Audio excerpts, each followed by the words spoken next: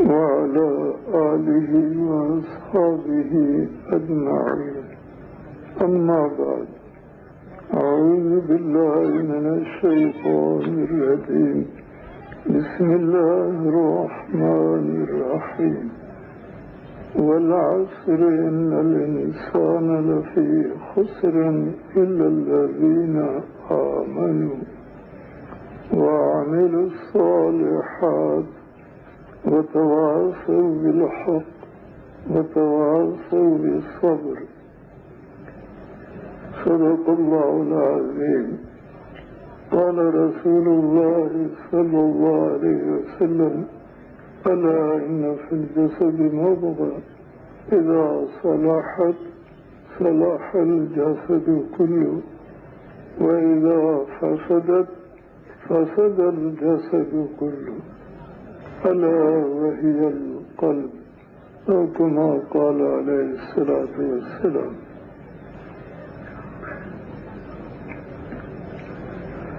اللہ تعالیٰ نے اس دنیا کو عمل کی جگہ بنایا، محنت کرنے کی جگہ بنایا.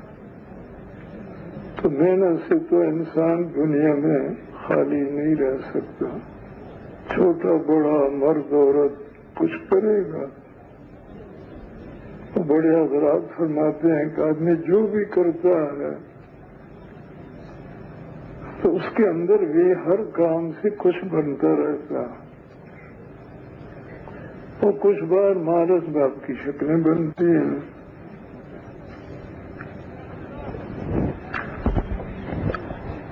باہر کی شکلیں آدمی کے ساتھ نہیں رہتی. کبھی دنیا میں حادثہ کوئی بنا، ایک جگہ چھوڑ کر مجبور ہوا دوسری جگہ جائے، تو باہر کی ساری شکلیں دوسری جگہ میں نہیں جائیں. یہ حادثہ تو کبھی ہوتا ہے کبھی نہیں ہوتا. اور ایک حادثہ جو ہم سب پر آئے گا کہ زمین کے اوپر سے قبر میں جانا. جب قبر میں جائے گا تو باہر کی کوئی چیز اس کے ساتھ قبر میں نہیں جائے گی. کفن وہ میت نہیں لے جاتا، زندہ اسے پہناتے ہیں کہ ننگا نہ لے جائیں. باقی میت کا کفن سے کوئی تعلق. اندر میں جو کچھ ہے وہ سارا قبر میں جائے گا. اور پھر حدیث شریف میں آتا ہے کہ فرشتے آپس میں بات کرتے ہیں وہ کیا لے کر آیا ہے. اور دنیا کے لوگ جو ہے وہ یہ کہتے ہیں وہ گھر والوں کے لیے کیا بنا کر گیا.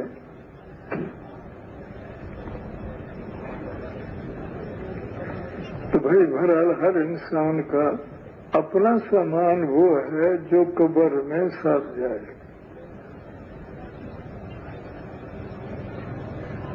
اور پھر حدیث شریف میں وہ خبر ہے فرشتے سوال کے لیے بھی آتے ہیں.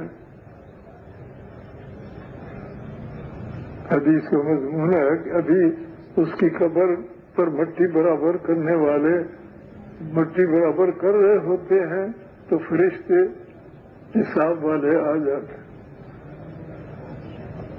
اسے کہتے ہیں سیدھا ہو جا. اور پہلا سوال قبر کا یہ ہوتا ہے تیرا رب کون ہے.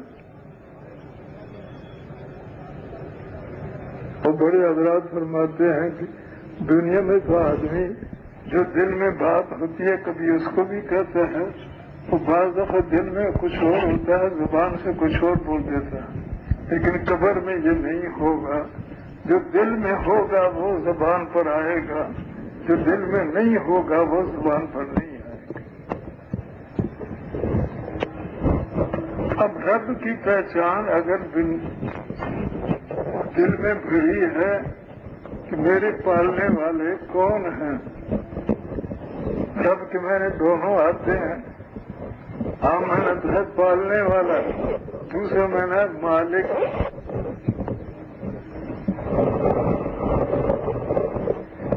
تو جس نے دنیا میں اپنے پالنے والے کو سمجھا، دل میں بھرا کہ مجھے کون پالتا ہے، مجھے کس نے بنایا، میرا مالک کون ہے،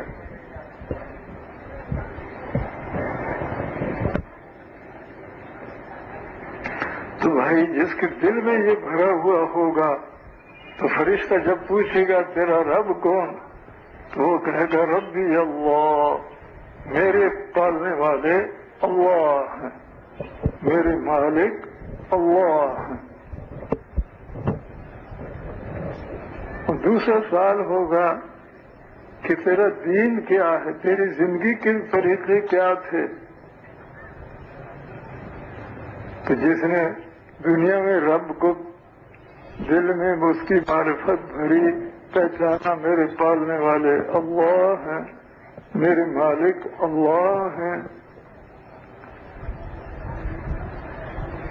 تو وہ تو ہر وقت مالک کو، مالک کا حکم کیا ہے، اس کی راضی کرنے کا طریقہ کیا ہے، وہ ہر وقت اس پر چلے گا۔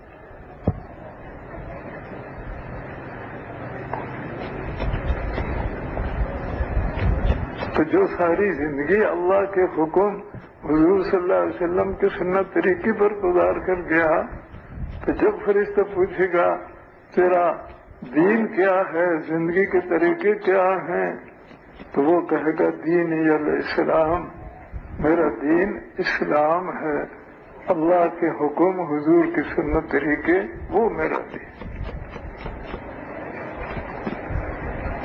پھر تیسرا سوال ہوگا یہ مرد کون ہے؟ تو علماء فرماتے ہیں حضور کی صورت سامنے ہوگی،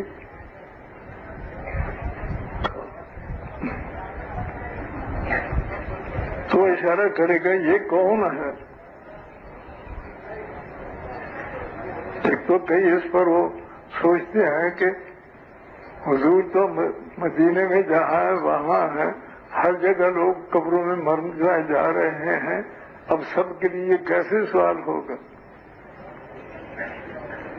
اس کو علماء فرماتے ہیں وہ تو اللہ قدرت سے پردے ہٹا لیتے ہیں، حضور جہاں ہوں گے وہیں ہوں گے، اور اس میت کے سامنے ہو جائے گا تو وہ اشارہ کرے گا یہ مرد کون ہے۔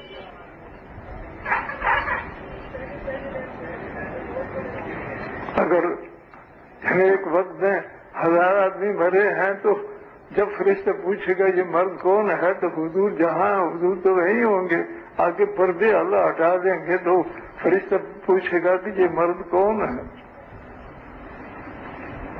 تو جس نے دنیا میں حضور کی سنتوں کو پہچانا کہ حضور نے اللہ کے حکم کیا بتلائے، اس کے سنت طریقے کیا بتلائے، ہر موقع کی سنت پہچان کر اس پر عمل کیا ہے، تو پھر وہ قبر میں بھی حضور کو پہچانے گا۔ وہ کہے گا یہ تو حضرت محمد رسول اللہ صلی اللہ علیہ وسلم ہیں جن کی تابعداری میں ساری زندگی گزار کر آیا۔ جس نے دنیا میں حضور کی سنت کو نہیں پہچانا تو وہاں بھی حضور کو نہیں پہچانے گا۔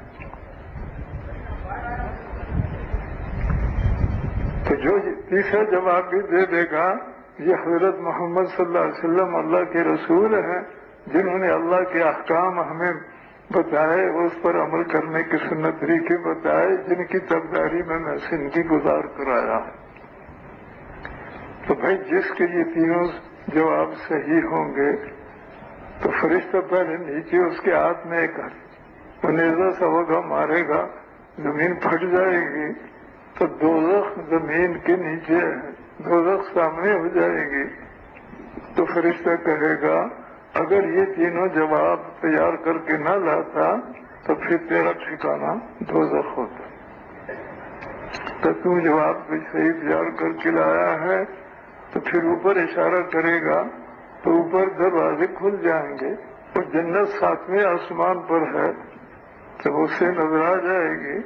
تو وہ فرشتہ کہتا ہے کہ اب تیرا ٹھکانہ یہ جنت ہے، قیامت میں تو جنت میں جائے گا۔ اور حضور صلی اللہ علیہ وسلم کو فرمان ہے کہ جنت کی نعمتیں اس کی قبر میں آ جاتی ہیں۔ جو تیاری کر کے جائے گا ان جوابوں کی تو اس کی قبر جنت کا باغ بن جاتی ہے۔ اور جس نے اس کی تیاری نہیں کی تو جب فرشتہ اس سے پوچھے گا تیرا رب کون، تو وہ کہے گا ہائے ہائے مجھے کوئی پتہ نہیں۔ پھر پوچھے گا تیرا دین کیا، تو وہ کہے گا ہائے مجھے کوئی خبر نہیں. تیسرا سوال کرے گا یہ مرد کون؟ تو وہ کہے گا ہائے مجھے کوئی خبر نہیں. جب کوئی جواب بھی نہیں دے گا تو اس کے لیے فرشتہ پہلے اوپر اشارہ کرے گا، اوپر کے دروازے کھلیں گے، جنت سامنے ہوگی تو اسے کہے گا اگر تو یہ سوال تیار کر کے لاتا تو تیرا ٹھکانہ جنت تھا، لیکن تو اس کی تیاری کر کے نہیں لایا تو اب پھر نیچے مارے گا تو دوزخ سامنے ہو جائے گی. تو کہے گا اب تیرا ٹھکانہ دوزخ ہوگا، قیامت کے دن تجھے اس دوزخ میں پہنچایا جائے گا. اور دوزخ کی عذاب جو اللہ چاہیں گے اس کی قبر میں آ جائیں گے. اللہ اکبر. تو بھائی یہ زندگی آخرت کی تیاری کے لیے ہے. بڑا ہے کہ ہمیں کس نے پیدا کیا، میرا مالک کون ہے، مجھے کون پال رہا. اللہ نے مصلحت کے لیے اسباب بنائے ہیں لیکن کام اسبابوں سے نہیں ہوتے. جیسے بچہ کی پیدائش اللہ ماں کے پیٹ میں بناتے ہیں تو بچے کو ماں نہیں بناتی، اللہ بناتے ہیں. اور فرشتے کو جب 4 مہینے حدیث میں آتا ہے کہ 4 مہینے میں اللہ قدرت سے جسم بنا دیتے ہیں، 40 دن تک منی کا قطرہ خون بنا دیتے ہیں، پھر 40 دن میں اس خون کا گوشت بنا دیتے ہیں، پھر 40 میں اس کے سارے جسم کے اعضاء بنا دیتے ہیں. جب سارا جسم تیار ہو جاتا ہے تو روحوں کا جہان اللہ نے بنایا. کیا مطلب آنے والے انسانوں کی روحیں پیدا ہو ہی گئی ہیں، ایک جگہ پر مقرر ہیں. تو اس جسم کی روح جو اللہ نے بنائی فرشتوں کو حکم دیتے ہیں کہ وہ روح لے جاؤ اس کی ماں کے پیٹ میں اس بچے کے جسم میں ڈال دو.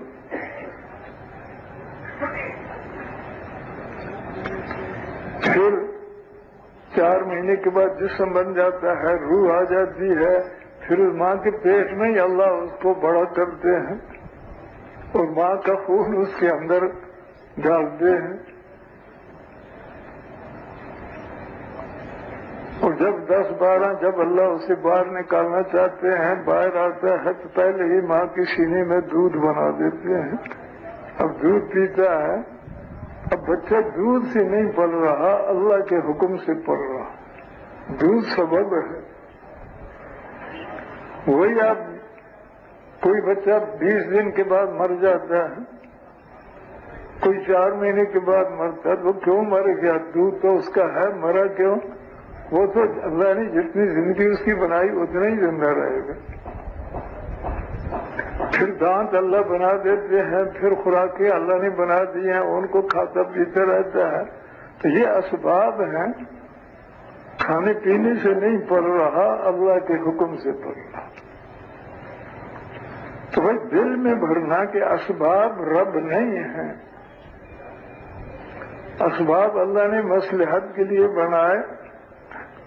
کئی مصلحتیں ہیں، اس لیے کہتے ہیں اسباب اللہ کی قدرت کا پردہ ہے.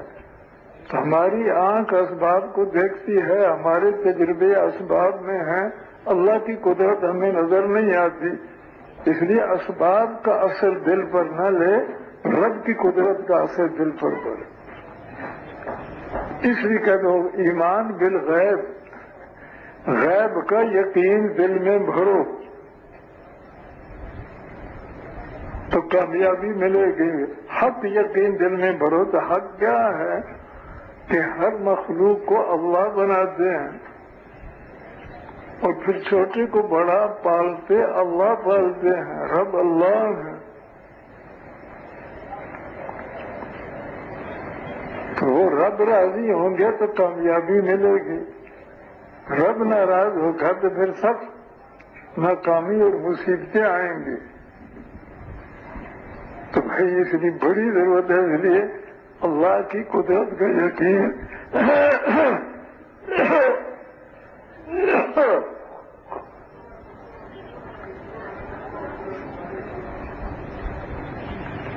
اللہ تعالیٰ کی قدرت سے ہونے کا یقین یہ حق ہے، یہ دل کا نور ہے۔ حق یقین دل کا نور بنتا ہے، اور اسباب کا یقین دل میں بھر لیا۔ بچے کو ماں پالتی ہے، پھر کھانے پینے سے پلتا ہے، خوراکیں اعلیٰ ہوں گی تو اعلیٰ درجے پر پلے گا، نہیں ہوں گی تو پھر یہ ہوگا۔ اسباب کا یقین ہے تو یہ دل کی سیاہی ہے، بلکہ بڑے بزرگ فرماتے ہیں یہ دل کی نجاست ہے، اس سے دل ناپاک ہو جاتا ہے، اور ناپاک دل پر اللہ ایمان کا نور نہیں دیتے۔ اس لیے پہلی ضرورت ہے کہ دل، میں درج کے کرتا ہوں، دل ایمان کا برتن ہے، اس میں ایمان کے علاوہ اور کوئی چیز نہ آنے دے۔ اگر آ گئی ہے تو اسے نکالے، تو نکالنا ذریعہ ہے کہ اللہ کے غیر سے ہونے کی نفی کرے۔ اللہ کا غیر، اسباب، مخلوق یہ کچھ نہیں کرتے، سب کچھ اللہ کی قدرت سے ہوتا ہے۔ چھوٹی بڑی مخلوق اللہ نے بنائی، بچے کو ماں نہیں بناتی، اللہ قدرت سے بناتے ہیں۔ پھر ماں کے دودھ سے نہیں پلتا، اللہ کے حکم سے پل رہا۔ ماں کا دودھ سبب ہے، پرورش سبب سے نہیں، جس نے بنایا اس کے حکم سے ہے۔ تو بھائی رب سے ہونے کا یقین اور اپنا مالک اللہ کو سمجھنا، اس کو دل میں، مجھے اللہ نے بنایا، میرے مالک اللہ ہیں۔ اب میں نے اپنے آپ کو مالک کے حکم کے مطابق اور اس کے رضا والے طریقے کے مطابق استعمال کرنا ہے۔ تو پہلے دل میں بھرے کہ میرے مالک کون ہیں، مجھے کون پال رہے ہیں، مجھے کس نے بنایا ہے، اور پھر اپنے سارے جسم کو اس مالک کی رضا پر استعمال کرنا۔ تو سب سے پہلے دل ہے، کیونکہ دل میں جیسے حضور نے فرمایا کہ آدمی کے جسم کا ایک ٹکڑا ہے، جب وہ نیکی والا بن جاتا ہے، بھائی یہاں سے کوئی نہ گزر کرے، ادھر سے کوئی آنے لگے تو اسے روکو، اور تو اس کا جانا ہی نہیں چاہیے، اور پھر آپ مجمع کے اندر گزرنا سب کی توجہ کو خراب کرنا۔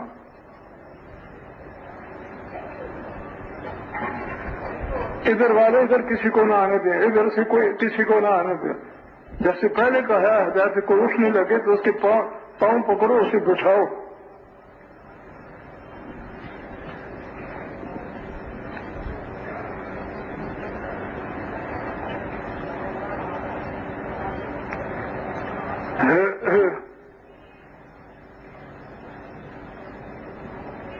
یعنی یہ وقت جو ہے کہ دل میں ہمیں کیا بھرنا چاہیے،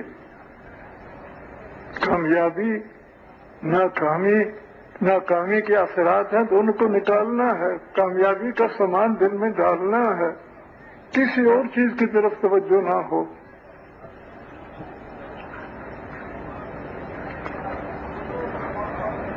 تو دل نیکی والا وہ ہے کہ جس دل میں اللہ کی قدرت سے ہونے کا یقین بھر لے، غیر کی نفی ہو۔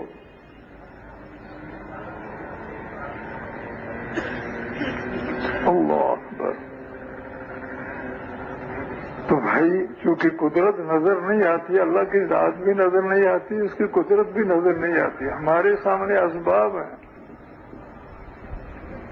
تو اسباب سے نہیں ہوتا، اللہ کی قدرت سے ہوتا ہے۔ تو قدرت کا یقین دل کا نور ہے، اور اسباب سے ہونے کا اثر دل پر ہے۔ اگر یقین ہے کہ دنیا کا کوئی کام بغیر اسباب کے نہیں ہوتا، اسباب اعلیٰ ہوں گے، کام اعلیٰ درجے پر ہوں گے، تو یہ دل ناپاک ہے۔ اور بڑے حضرات فرماتے ہیں ناپاک دل پر اللہ ایمان کا نور نہیں دیتے، تو کئی دعائیں مانگتے ہیں اللہ کامل ایمان نصیب فرما۔ تو بھائی پہلے ایمان کے برتن کو تو صاف کر، اس میں گندگی تو نہ ہو، نفی کر، اسباب سے نہیں ہوتا، رب کی قدرت سے ہوتا ہے۔ اسے بار بار کہے اسی کو بول، اسی کو سن، اسی کو سوچ، بلکہ یہ بھی کہنے کوئی دوسرا کہہ رہا ہو کہ فلانا بڑا پریشان تھا، کوئی کام نہیں ہوتا تھا، کوئی سامان نہیں تھا، پھر ایک کام مل گیا، بڑے پیسے مل گیا، اب سارے عیش کے سامان بن گئے۔ کوئی دوسرا یہ بات کرے، اگر کان میں پہنچی ہے تو تم اپنے دل میں کہو وہ مال اسباب سے اسباب نہیں بنے، اللہ کی قدرت سے بنے۔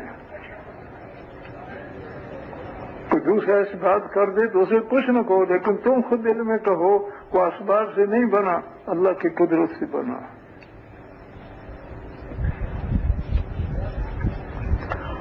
تو پھر چونکہ واقعات سے دل اثر رہتا ہے تو جن واقعات میں اللہ نے قدرت دکھائی ان کو بولنا۔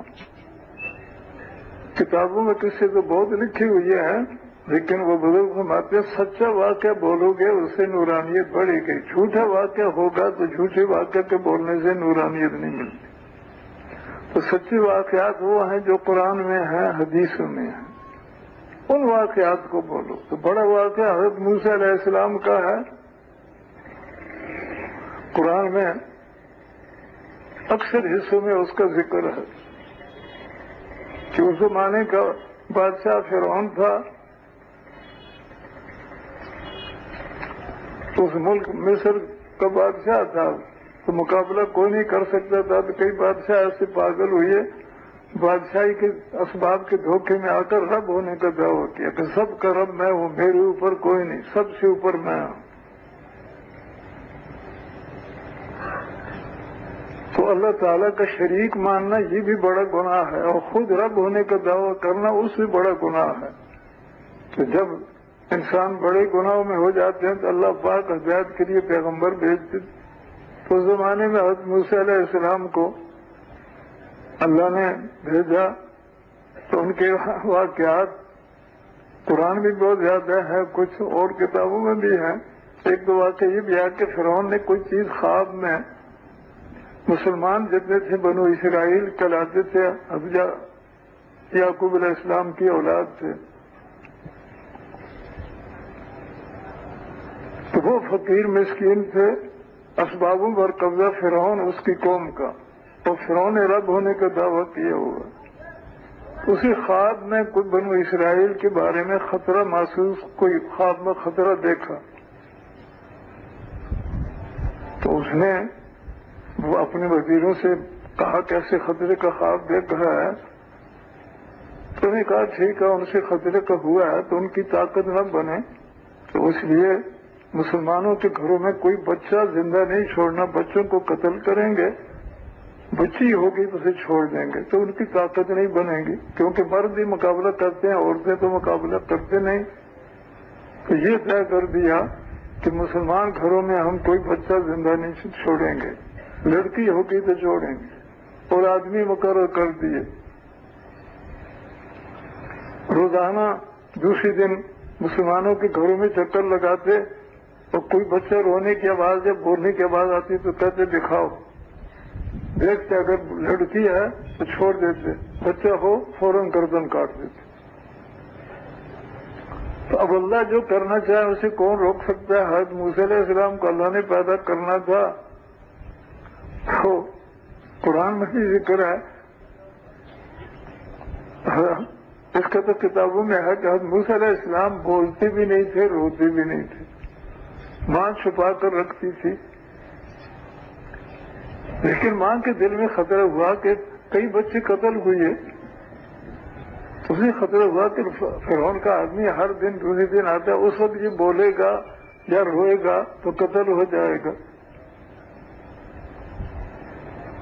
دل میں خوف لگا، تو اس کا ذکر قرآن میں جب دل میں خوف لگا تو اللہ تعالیٰ نے دل میں ڈالا کہ اس کو صندوق میں ڈال کر دریا میں ڈال دے، تو پھر ہم قدرت سے تیرے پاس پہنچا دیں گے۔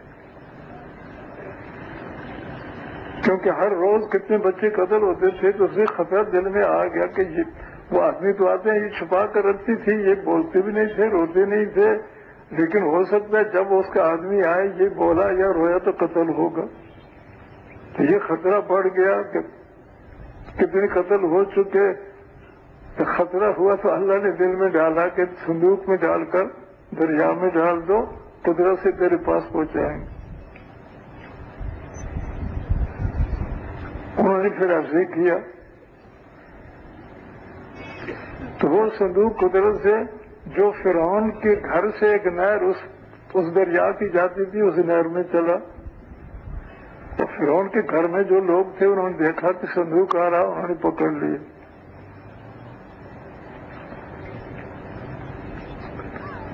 جب کھولنے لگے تو جو بھی زور لگا کسی سے نہیں کھلا، فرعون کی بیوی نے پکڑ کر جب کھولا تو اندر کھل گیا۔ اندر حضرت موسیٰ علیہ السلام تھے، وہ دیکھتی اس کے دل میں محبت بڑھ گئی، اس نے اٹھا کر سینے میں لگا لی۔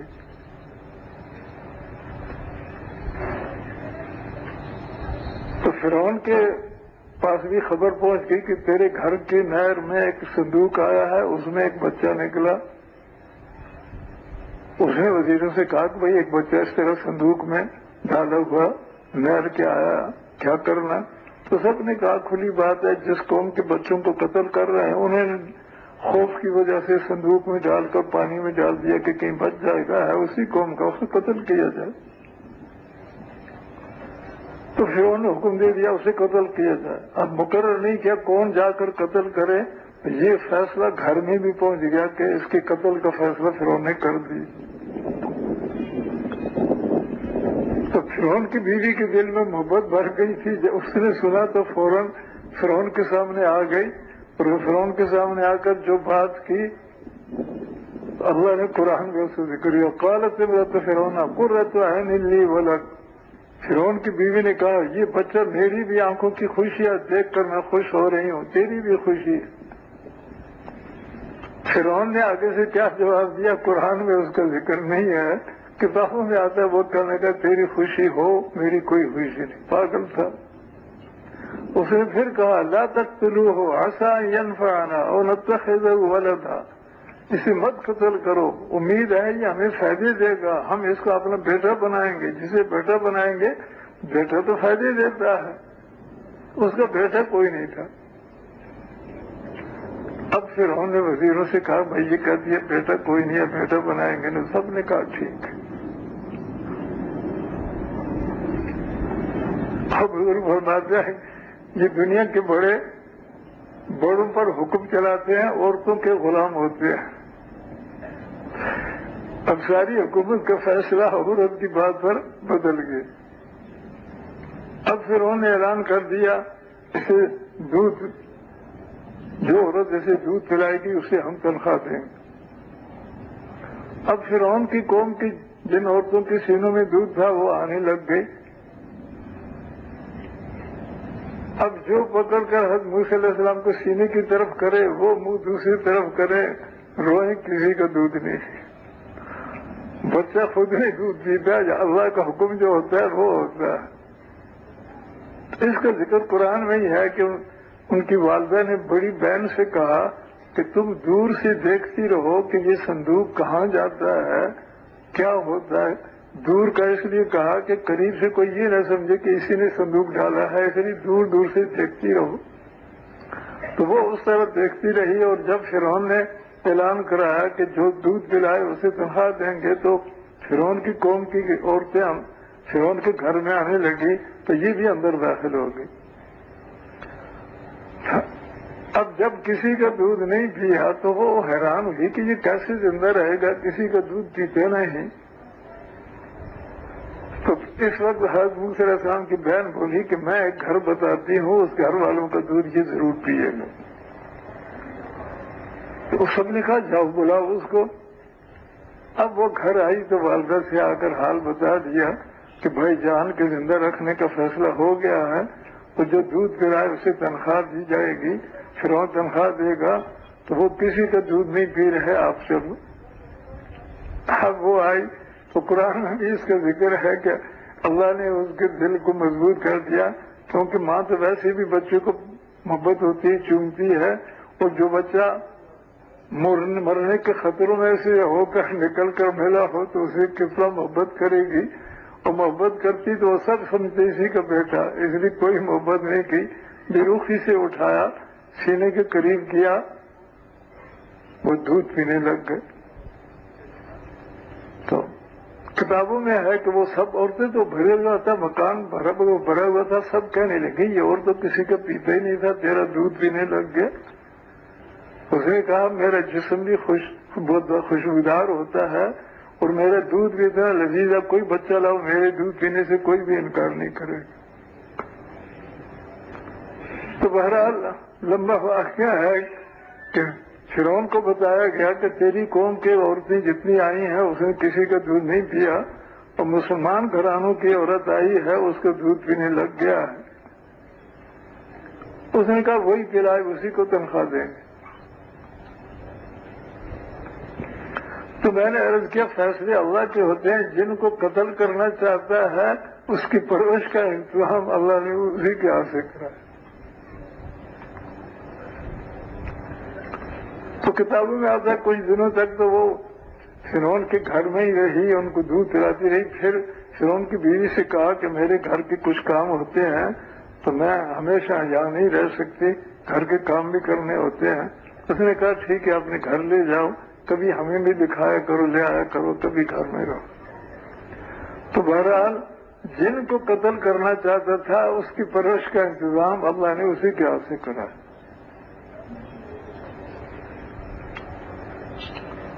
अब हज़रत मूसा अलैहिस्सलाम बड़े हो गए, फिरौन की बीवी भी बहुत मोहब्बत करती थी, वो बचपन से मोहब्बत दिल में आ गई थी। तो बड़ा होने के हाल में इसका भी जिक्र आता है, फिरौन भी जब घर आए तो कभी छोटे होने की हालत में घर में होता तो वो भी गोद में बिठा लेता। तो किताबों में आता है कि जब छोटे थे तो एक दफा फिरौन ने गोद में रखा हुआ था तो हज़रत मूसा अलैहिस्सलाम ने जोर से थप्पड़ उसके मुंह पर मारा। जब थप्पड़ मारा तो फिरौन कहने लगा यही वो है जो मेरी हलाकत का जरिया बनेगा, जिसका खतरा आया है। तो उसकी बीवी के दिल में मोहब्बत, उसने कहा नहीं, वो फिरौन दाढ़ी रखी हुई थे तो बालों में मोती डाले हुए थे। तो उसने कहा ये मोती पकड़ने के लिए इसने यूं किया है। उन्होंने कहा अच्छा फिर आजमाते हैं। तो आजमाइश के लिए एक बर्तन में मोती रखे, एक बर्तन में आग के अंगारे जो चमक रहे होते हैं वो डाले। तो दोनों बर्तन हज़रत मूसा अलैहिस्सलाम के सामने लाए। तो किताबों में तो आता है कि हज़रत मूसा अलैहिस्सलाम का दिल तो था मोती लेने का, लेकिन फरिश्ते ने हाथ पकड़कर आग के अंगारे जो चमक रहे थे मोती की तरह उधर किया। उन्होंने फौरन पकड़ा, तो बच्चे की आदत होती है जो पकड़ता है मुंह में रखता है, फौरन पकड़ कर मुंह में रखा तो जुबान भी जल गई।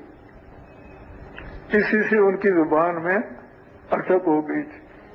तो बहरहाल उसके रखने से फिरौन समझ गया कि इसमें उतनी समझ नहीं है। तो बहरहाल जब हज़रत मूसा अलैहिस्सलाम बड़े हो गए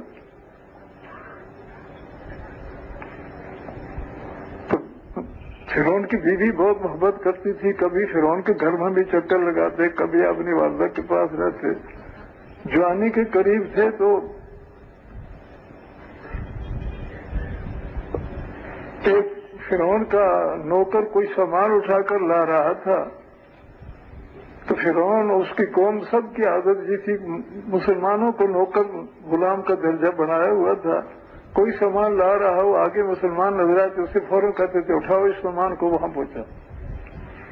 तो फिरौन का नौकर उस मुसलमान सामने आया तो उसे कहा कि ये सामान उठाओ, फिरौन के घर पहुंचाना। तो सामान का वजन ज्यादा था तो वो मुसलमान कमजोर था, उतना उठा नहीं सकता था।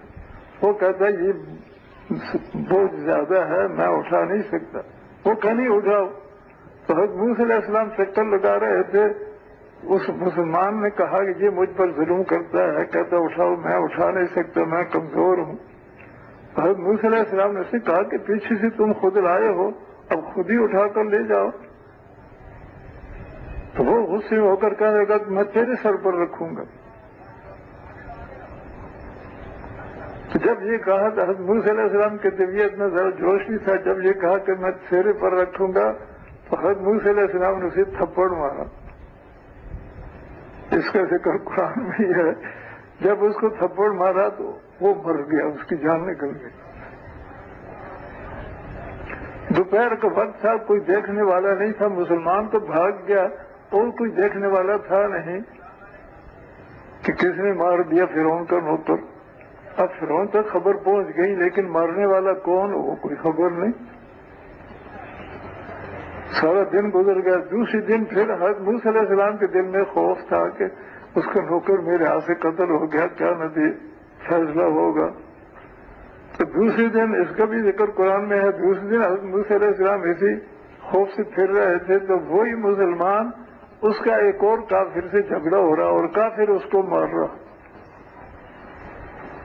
اس مسلمان نے پھر فریاد کی کہ یہ مجھے مار رہا, میری مدد کرو. حضرت موسیٰ علیہ السلام نے اسے ڈانٹا کہ تم جھگڑیلو جھگڑے کرتا ہے. ڈانٹا, اس ہاتھ اٹھایا کافر کی طرف جو مار رہا تھا, اسے پکڑے ظلم نہ کرے. تو وہ ڈرا کہ مجھے ڈانٹا, اس ہاتھ میرے مارنے کے لیے اٹھایا. تو اس نے فوراً کہا کل اس کو قتل کیا, آج مجھے قتل کرتے ہو. جب یہ کہا تو وہ تو پتہ چل گیا کہ کل فرعون کے نوکر کا قاتل یہی ہے. اس نے جھگڑا چھوڑ کر سیدھا فرعون کے پاس چلا گیا اور فرعون کو جا کر بتایا کہ تیرے نوکر کو اسی نے قتل کیا جس کو تم لوگوں نے پالا ہے. جب یہ سنا تو فرعون نے فوراً کہا اسے تو قتل کرنا چاہیے. تو اس کا ذکر بھی قرآن مجید میں ہے. قدرت سے فرعون کی مجلس میں ایک شخص وہ بھی تھا جس کو حضرت موسیٰ علیہ السلام سے محبت تھی. اس نے جب سنا کہ حضرت موسیٰ علیہ السلام کے قتل کا فیصلہ کر دیا تو وہ فوراً مجلس سے اٹھ کر آیا اور آ کر حضرت موسیٰ علیہ السلام کو بتایا کہ آپ کے ہاتھ سے فرعون کا نوکر کل قتل ہوا ہے. تو پہلے تو پتہ نہیں چلا, آج پتہ چلا ہے کہ آپ نے اس کو مارا اور قتل ہوا. تو فرعون نے آپ کے قتل کا فیصلہ کر دیا ہے, جان بچانی ہے تو بھاگ جاؤ. تو حضرت موسیٰ علیہ السلام پھر وہاں سے بھاگ گئے. مدین شہر میں پہنچے. مصر کے ایک عرب آئے تھے, میں نے ان سے پوچھا کہ مصر سے مدین شہر کتنا دور بنتا ہے پیدل سفر کرنے کا. اس نے بتایا تھا تقریباً 20 دن کا سفر بنتا. تو بہرحال 20 دن کا سفر کر کے حضرت موسیٰ علیہ السلام مدین شہر میں پہنچے. تو شہر کے باہر کنواں تھا, وہاں لوگ اپنے حیوانوں کو پانی پلا رہے تھے. تو حضرت موسیٰ علیہ السلام قریب کسی درخت کے نیچے بیٹھ گئے. تو 2 لڑکیاں اپنی بکریاں لائی پانی پلانے کے لیے. وہ بکریاں آگے بڑھے پانی پینے کے لیے تو وہ پھر ان کو پیچھے ہٹائیں, بار بار ہٹایا. تو حضرت موسیٰ نے فرمایا کیا بات ہے, تم بار بار ان کو پانی کی طرف نہیں جانے دیتی. تو انہوں نے کہا کہ ہمیں شرم آتی ہے مردوں میں جانے سے, ہمارا گھر میں مرد کوئی نہیں ہے, باپ بوڑھے ہیں. اب یہ لوگ اپنے جانوروں کو پانی پلا کر جب چلے جائیں گے تو پھر ہم پانی پلائیں گے. تو پیغمبر کے دل میں شفقت ہوتی ہے. جب سنا کہ گھر میں کوئی مرد نہیں تو حضرت موسیٰ علیہ السلام اٹھے اور ان بکریوں کو لے کر پانی پر لے گئے, پانی نکال کر پلا کر واپس کر دی. تو اب وہ جب پہلے تو آدھا دن گزرنے کے بعد یعنی کافی دیر کے بعد واپس جاتی تھی, تو اس دن چند تھوڑی دیر میں ہی واپس پہنچ گئی. تو والد صاحب نے پوچھا کہ آج بڑی جلدی واپس آ گئی ہو, کیا بات ہوئی؟ تو انہوں نے بتایا کہ پہلے تو جب سب لوگ اپنے جانوروں کو پانی پلا کر چلے جاتے تھے اس وقت ہم پھر پلاتی تھی. آج ایک مسافر تھا, اس نے ہماری بکریوں کو پانی لے کر پلا دیا, اس لیے جلدی آ گئی. تو انہوں نے فرمایا کہ اس مسافر کو بلا لا. تو ان دونوں میں سے ایک آئی قرآن مجید میں ذکر ہے, حضرت موسیٰ علیہ السلام کے پاس آ کر شرم حیات کی حالت میں بات کی. تو مفسرین لکھتے ہیں کہ جب موسیٰ علیہ السلام کے پاس پہنچی تو منہ پر پردہ کر کے بات کی کہ آپ نے ہماری بکریوں کو پانی پلایا ہے, تو ہمارے والد صاحب آپ نے احسان کیا ہے, ہمارے والد صاحب آپ کو اس احسان کا بدلہ دینا چاہتے ہیں, آپ چلے. تو حضرت موسیٰ علیہ السلام چلے. دیکھو کتابوں میں اس کا ذکر ہے کہ وہ آگے چلنے لگی تو پیغمبر تو اب راستہ دیکھنا کدھر جائے گی تو عورت پر نگاہ پڑتی ہے، تو پیغمبر تو غیر عورت کو دیکھنا بھی نہیں چاہتے، جو نبوت سے پہلے کا واقعہ ہے۔ تو حضرت موسیٰ علیہ السلام نے فرمایا کہ تم پیچھے چلو، میں آگے چلوں گا، جدھر راستہ مڑے ادھر پتھر پھینک دینا، میں ادھر مڑ جاؤں گا۔ تو بھارا اس طرح گھر میں پہنچے تو کتابوں میں یہ اسکال رہا ہے، انہوں نے کھانا سامنے رکھا، تو چونکہ اس لڑکی نے کہا تھا کہ آپ نے ہماری بکری کو پانی پلایا، اس لیے میرے والد صاحب اس کو کچھ آپ کو بدلہ دینا چاہتے ہیں، بلایا ہے۔ تو پیغمبر تو نیکی کا بدلہ دنیا میں کسی سے نہیں لیتا، نیکی کا بدلہ اللہ ہی سے لیتے ہیں۔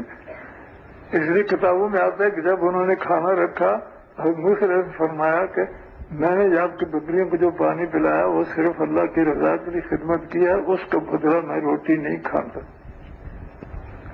جب یہ کہا تو حضرت شعیب علیہ السلام وہ اس وقت کے پیغمبر تھے، انہوں نے کہا کہ نہیں، ہم بکری کے پانی پلانے کے بدلے میں روٹی نہیں دے رہے، ہم تو لوگوں کی خدمت کرتے ہیں، مسافر آتے ہیں ان کی خدمت کرتے ہیں، آپ سفر میں آئے ہیں اس لیے اللہ کی رضا کے لیے ہم خدمت کر رہے ہیں، بکریوں کو پانی پلانے کی وجہ سے کھانا نہیں دے رہے۔ اس وقت حضرت موسیٰ علیہ السلام نے کھانا کھایا تو ان کی ایک بیٹی نے ان سے کہا کہ یہ نوجوان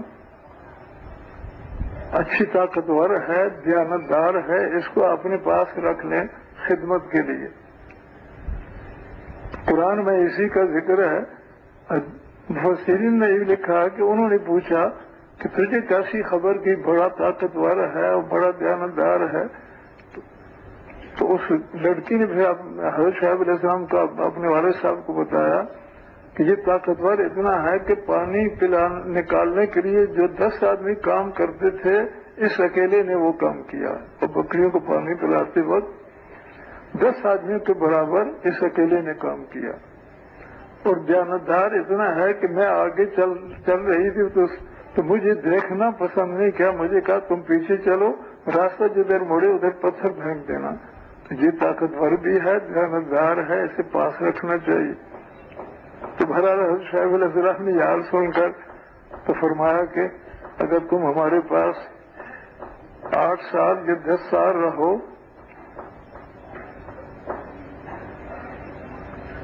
9-10 سال رہو،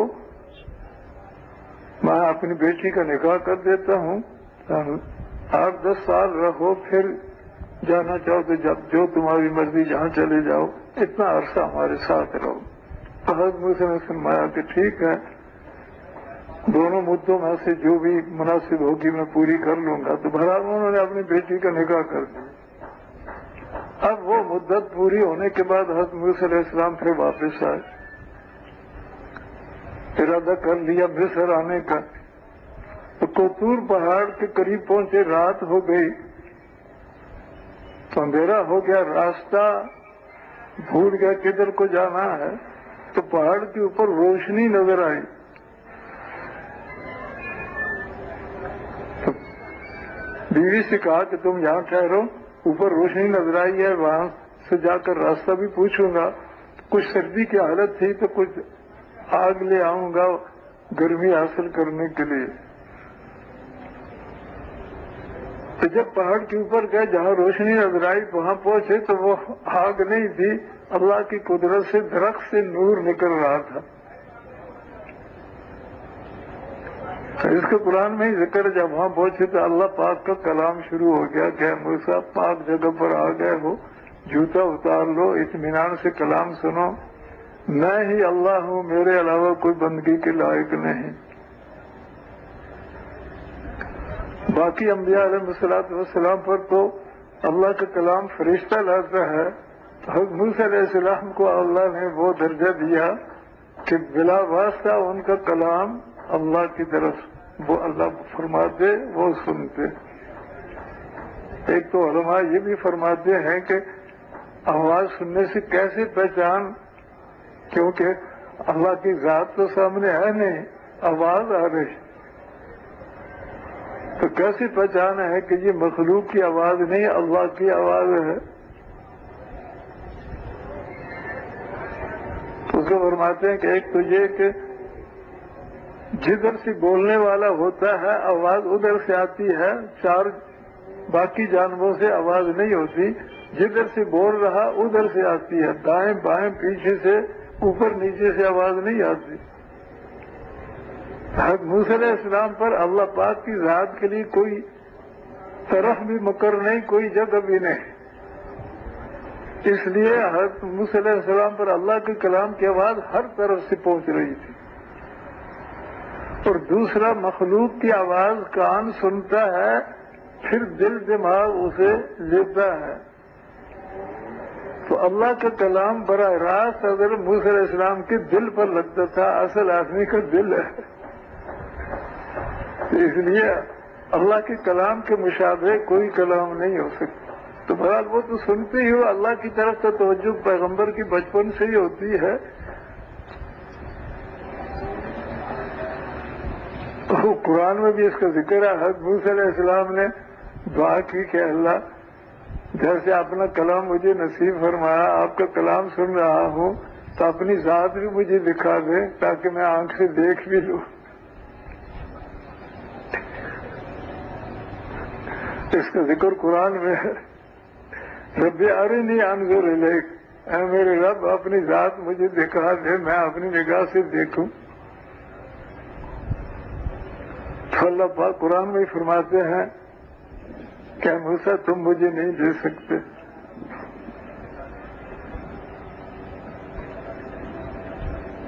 حضرت موسیٰ علیہ السلام میں بڑا جذبہ تھا کہ اللہ کے کلام سننے میں کتنا سکون اور کتنی رحمت ہوتی تھی، تو دیدار میں کیا درجہ ہوگا۔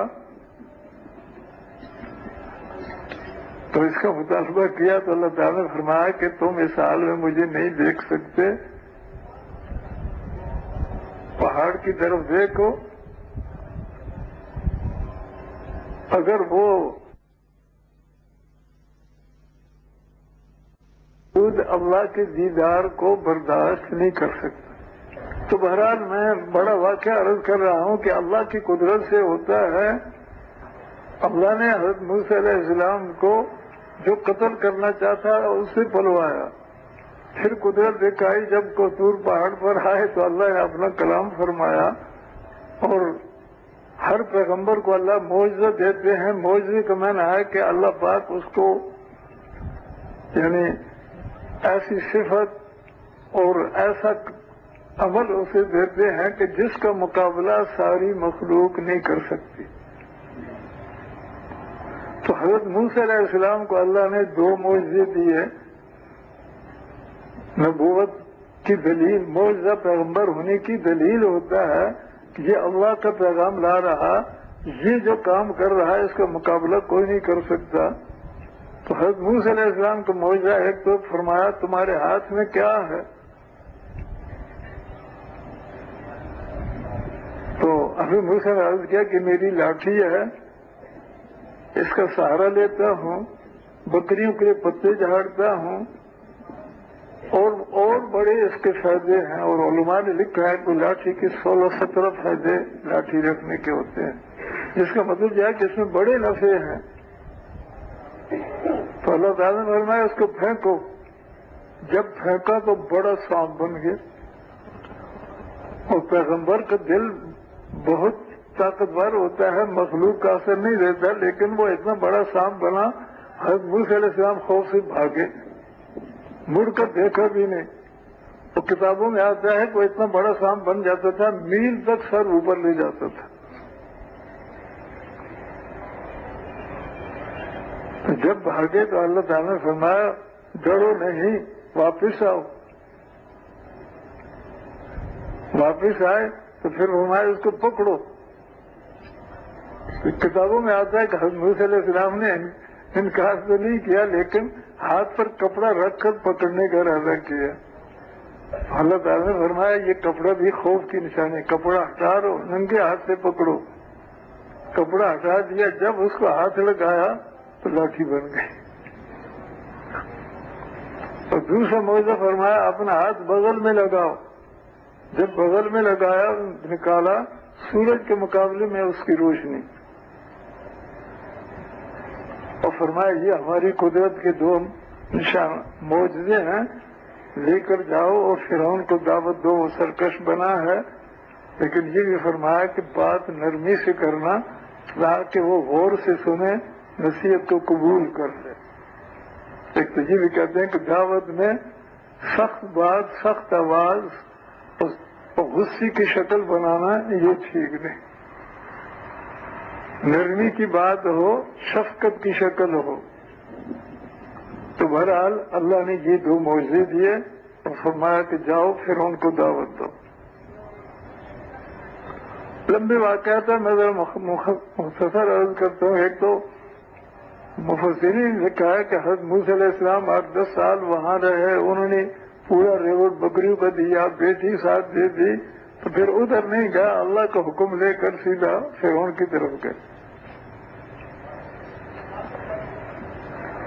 ساتھ اسی وقت دعا بھی مانگی کہ اللہ میری زبان میں اٹک ہے، وہ جو آگ کی وجہ سے چل گئی تھی زبان تو اٹک تھی، سننے والا ان کی بات فوراً سمجھ نہیں سکتا تھا کیا بولے، تو اس لیے کہا کہ اللہ میری زبان کی اٹک دور کر دو تاکہ میری بات کو سننے والا سمجھ سکے۔ اور ساتھ یہ کہا کہ میرے بھائی بڑا ہے، اس کی زبان بھی صاف ہے، اس کو بھی نبوت دے دو، ہم دونوں آپ کا پیغام فرعون تک بھی پہنچائیں گے اور باقی لوگوں تک۔ اسی بزرگ کہتے ہیں سب سے بڑی دعا حضرت موسیٰ علیہ السلام کی بھائی کو نبی بنانے کی، تو یہ دعا مانگی تو اللہ نے ان کو بھی نبوت دے دی۔ تو دونوں پھر فرعون کے پاس گئے، فقیرانہ لباس تھا، فرعون کے دروازے پر پہنچے، آگے نوکر کھڑے تھے، تو ان سے کہا کہ ہم فرعون کو کچھ دینے کے لیے آئے ہیں۔ اس نے اندر جا کر فرعون سے کہا 2 فقیر دروازے پر آئے ہیں، کہہ رہے ہیں ہم بادشاہ کو کچھ دینے آئے ہیں۔ تو کتابوں میں آتا ہے وہ ہنسا کہ ہیں فقیر اور مجھے کیا دیں گے، میرے تو خزانے ہیں۔ تو بہرحال جب سامنے گیا تو حضرت موسیٰ علیہ السلام نے کہا کہ رب نے ہمیں بھیجا پیغام دے کر، اگر اس پیغام کو مانوں گے تو جو نعمتیں ہیں تیرے پاس اس میں اور برکتیں ہوں گی، اور مرنا ہے، مرنے کے بعد پھر نعمتوں کے بڑے خزانے جنت کے دیے جائیں گے۔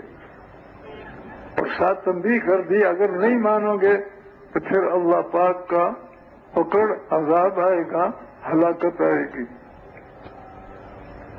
تو پھر انہوں نے کہا سب کا رب تو میں ہوں، تمہارا رب کون؟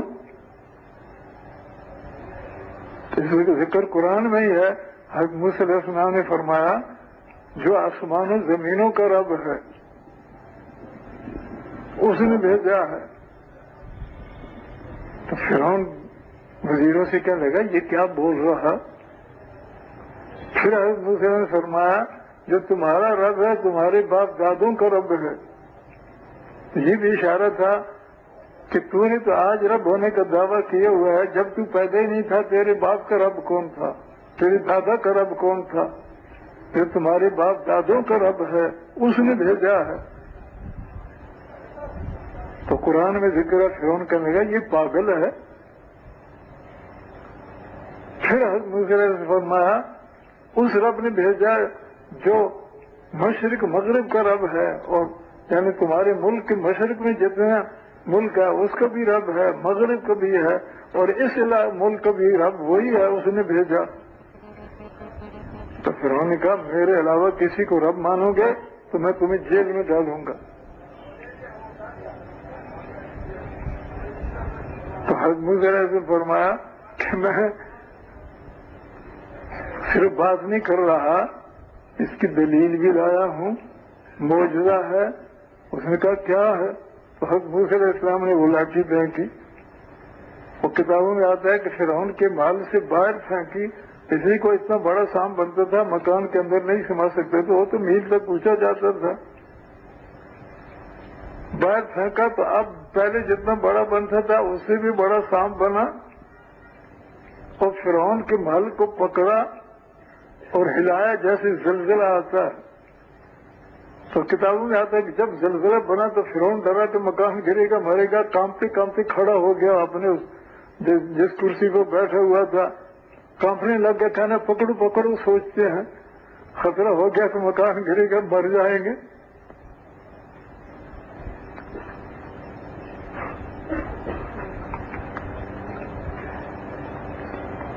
तो बहरहाल एक तो इस किताबों में तफसील आती है कि दिल में इतना खौफ आ गया कि उसे जुलाब शुरू हो गए।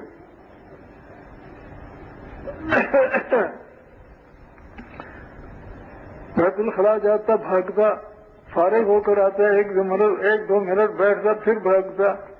अब बुजुर्ग कहते दावा रब होने का पखाना काबू में नहीं।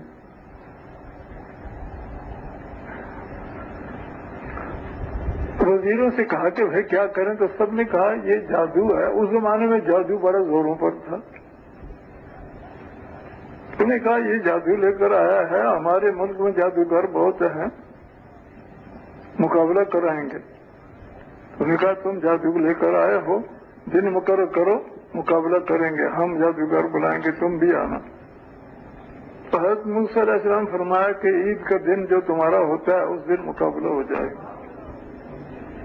तो बीच में कुछ अर्सा था, उसने सारे मुल्क में आदमी भेज दिए, बड़े जादूगर आए, मुकाबला करना है, या जादू लेकर आया है। और किताबों में आता है कई हजार या लाख की तादाद जादू आ गए।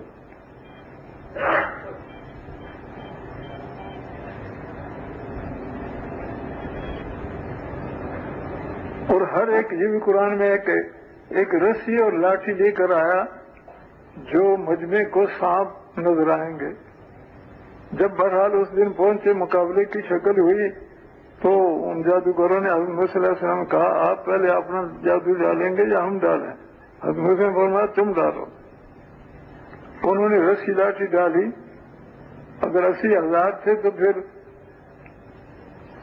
1,60,000 वो सांप बन गए मैदान में। देखने वालों को सांप नजर आने लगे।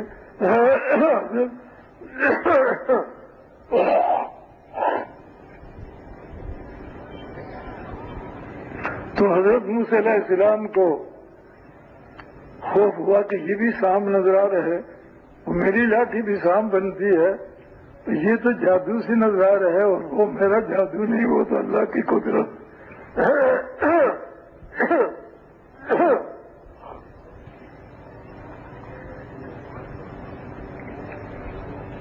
अब लोग क्या समझेंगे?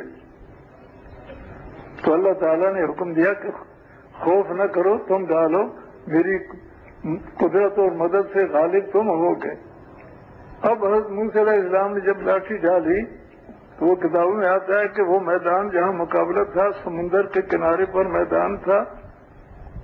अब पहले से भी बड़ा सांप बना है, पिछला हिस्सा तो समुन्दर पर हो गया, अगला मैदान में, और मुंह खोला और वो जो 1,60,000 सांप नजर आ रहे थे सबको खा गए, सारा मैदान खाली हो गए। और किताबों में आता है कि फिर मुंह उठाया तो लोग तो डरे कि सारा मैदान खा गया, अब हमें भी खा जाएगा, इसलिए कई तो डर से भागे।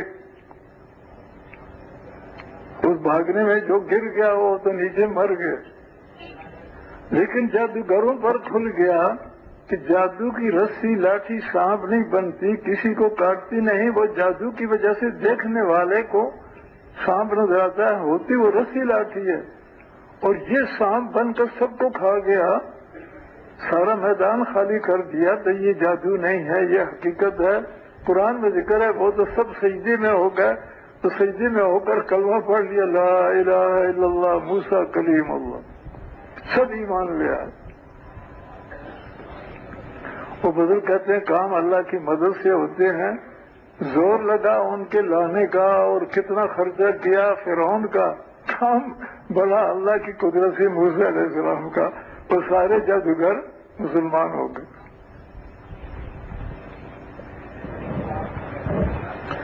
तो भाई काम अल्लाह की मदद से होते हैं, अल्लाह करते हैं। पहला है कि जिसको कत्ल करना चाहता था अल्लाह ने परवरिश उसी के हाथ से कराई, और फिर मानने पर नहीं आया مقابلے پر آیا، کتنا اسباب جمع کیے، ذلیل وہی ہوا کام حضرت موسیٰ علیہ السلام کا ہوا۔ اور قرآن میں ہے کہ فرعون نے دھمکی دی کہ تم نے میری اجازت کے بغیر ان کی تابعداری کر لی، یہ تمہارا بڑا استاد تھا اور تم نے مکر فریب کیا، اب تمہیں میں ہاتھ پاؤں کاٹوں گا، درختوں پر لٹکاؤں گا۔ انہوں نے کہا جو چاہے تو کر لے، ہم حضرت موسیٰ علیہ السلام نے خوشخبری دی ایمان پر پکے رہو گے، جنت میں جاؤ گے، مرنا سب نے ہے۔ تو انہوں نے اعلان کر دیا کہ ہم جان قربان کر دیں گے، پیغمبر کی تابعداری نہیں چھوڑ سکتے۔ تو بھائی اللہ کی مدد سے کام ہوتے ہیں۔ کتنا مقابلہ کیا تو ہزاروں کو ایمان نصیب ہوا، لیکن فرعون نے کلمہ نہیں پڑھا، قوم کی اکثریت نے کلمہ نہیں پڑھا۔ لیکن یہ آتا ہے کہ اس کی بیوی کے دل میں اللہ حضرت موسیٰ علیہ السلام کی محبت بچپن میں تھی، کہ جب حضرت موسیٰ علیہ السلام نے کلمے کا اعلان کیا تو اس نے کلمہ پڑھ لیا۔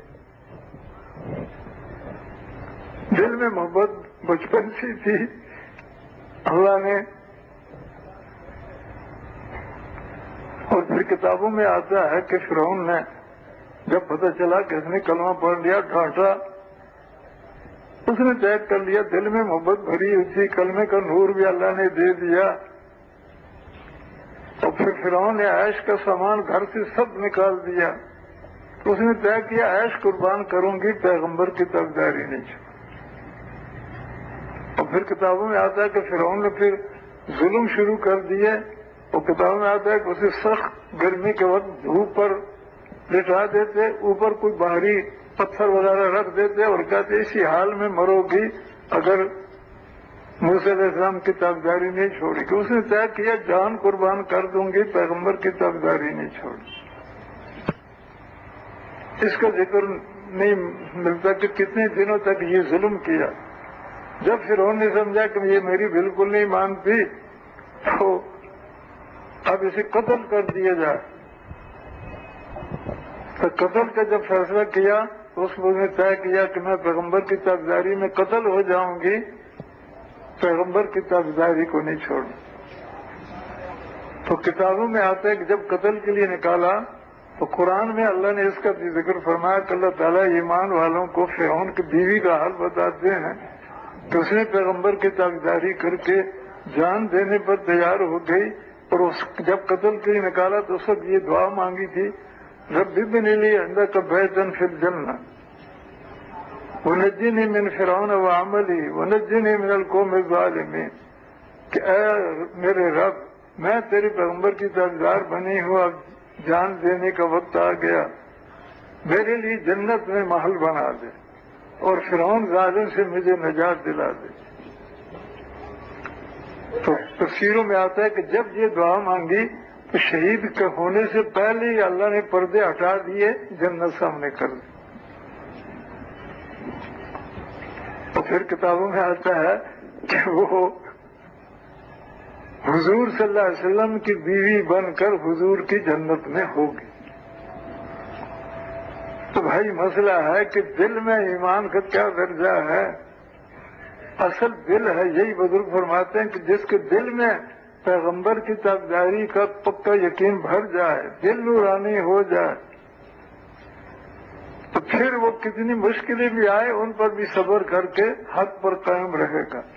اور مسئلہ دل کا ہے۔ اب یہ بھی مسئلہ ہے کہ اس کا نام آسیہ تھا، کہ حضرت آسیہ کا جسم تو کافر کے گھر میں ہے لیکن دل کا تعلق کافر سے نہیں، دل پیغمبر کی محبت سے بھرا ہوا، دل پیغمبر سے۔ یہ بڑے عبرت کے قرآن میں دونوں واقعہ ہیں کہ پہلے زمانوں میں کافر عورت سے نکاح جائز تھا، تو حضرت نوح علیہ السلام کی ایک بیوی، اس نے کلمہ نہیں پڑھا، تابعدار نہیں بنی۔ اسی طرح حضرت لوط علیہ السلام کی بیوی نے بھی پیغمبر کی تابعداری نہیں کی۔ تو جسم پیغمبر کے گھر میں ہے، دل کا تعلق پیغمبر سے نہیں ہوا، تو قرآن میں ذکر ہے دوزخ میں دونوں کے۔ اور حضرت آسیہ کا بھی ذکر قرآن میں اللہ فرماتے ہیں، ایمان والوں کو بتاتے ہیں فرعون کی بیوی کا حال کہ پیغمبر کی تابعداری اختیار کی، کلمہ پڑھا، دل میں ایمان کو بھرا اور پھر عیش قربان کیا، پیغمبر کی تابعداری کو نہیں چھوڑا تو وہ جنت میں گئی۔ اور دوسرا بھی بڑا واقعہ ہے اسی کا کہ جس دل میں جو ایمان کو بھر لے اور سارے جسم کو اللہ کی رضا والے عملوں کا پابند بنائے، دل میں کلمے کا نور بھرے، کلمے کے علاوہ دل میں اور کچھ نہ رہے۔ جیسے میں نے پہلے عرض کیا کہ مشاہدے کا، تجربے کا اثر دل پر آتا ہے، اس سے حفاظت کرے کہ اللہ نے اسباب بنائے ہیں، تو اسباب سے جو کام نظر آ رہا تو وہ اسباب سے نہیں ہوتا، اللہ کی قدرت سے ہوتا ہے۔ تو دل میں اثر اسباب کا نہ آئے، اللہ کی قدرت کر لے، اور پھر یقین ایسا بنے کہ اسباب نہ ہو تو اللہ بغیر اسباب کے کر دیتے ہیں، اسباب کا خلاف بھی کر دیتے ہیں، ہوتا اللہ کی قدرت سے ہے۔ اسباب ذریعہ ہیں، اسباب کا اثر دل پر نہ ہو تو پھر یقین کامل ہوگا۔ اسباب کی نفی ہو، اسباب کچھ بھی نہ ہو تو پھر بھی دل یہ کہے اللہ کریں گے، کیسے کریں گے؟ حضور کے عمل پر کر دیں گے، عمل کروں گا اللہ بغیر اسباب کے کر دیں گے۔ اسباب سارے ہوں، اللہ نہ چاہے نہیں ہوگا، اسباب کچھ نہ ہوں پھر بھی دل میں یہ بھرا ہوا ہو اللہ کریں گے، کیسے کریں گے؟ حضور کے عمل کی برکت سے کریں گے۔ تو بھائی دل میں اللہ کی قدرت سے ہونے کا یقین بھر لے گا، غیر کی نفی ہوگی تو یہ ایمان کا کمال ہوگا، اور پھر اس کا ذریعہ دعوت ہے۔ اعلیٰ درجہ تو ہے کہ اللہ کے غیر سے ہونے کی بات نہ کبھی بولے، نہ سنے، نہ سوچے، اللہ کی قدرت سے ہونے کی دعوت کی بات کو سنے اور دعوت کو بولے، تنہائی میں اسی کو سوچے کہ اللہ کی قدرت سے ہوتا ہے، اللہ کے غیر سے کچھ نہیں ہوتا۔